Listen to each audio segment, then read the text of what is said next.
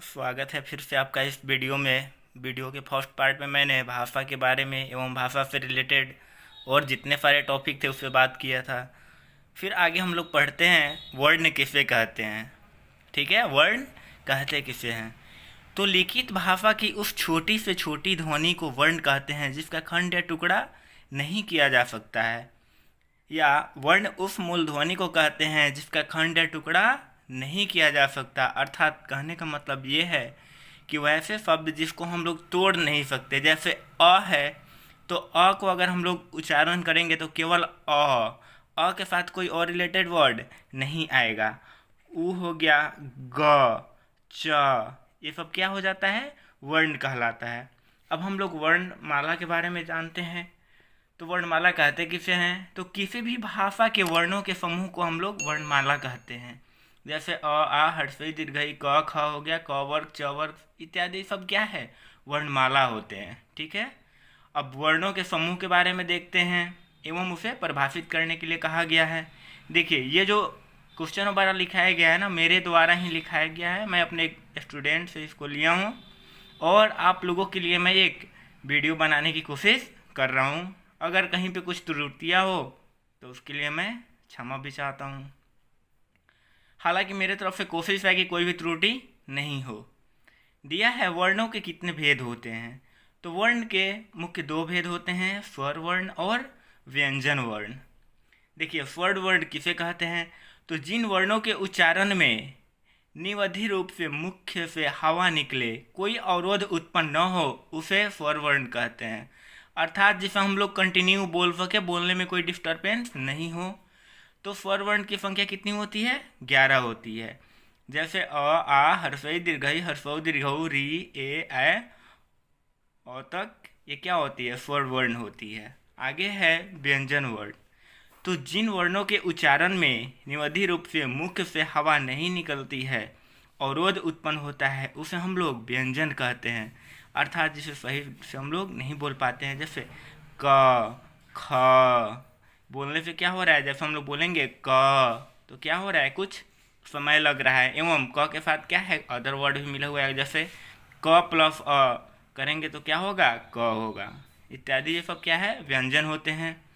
अब स्वर वर्ण के कितने भेद हैं और उसे परिभाषित करने के लिए कहा गया है।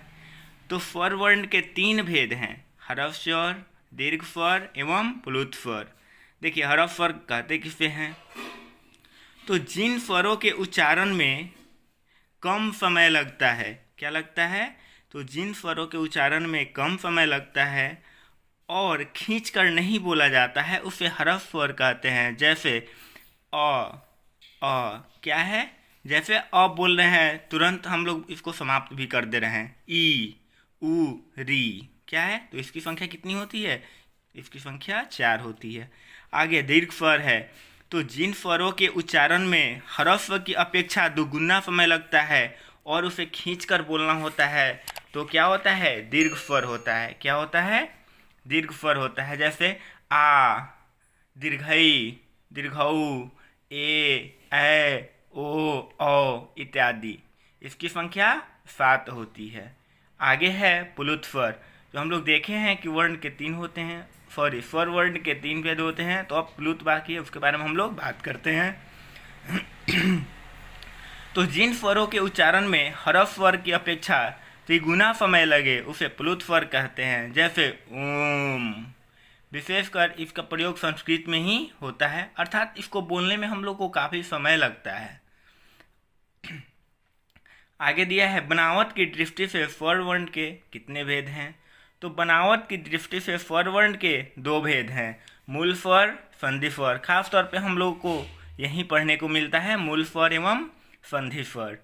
तो मूल स्वर क्या है, तो जिन स्वरों का निर्माण किसी अन्य स्वरों के योग से नहीं हुआ है, उसे मूल स्वर कहते हैं। जैसे अ, ई, जैसे कि इसमें कोई वर्ड जोड़कर नहीं बना हुआ होता है।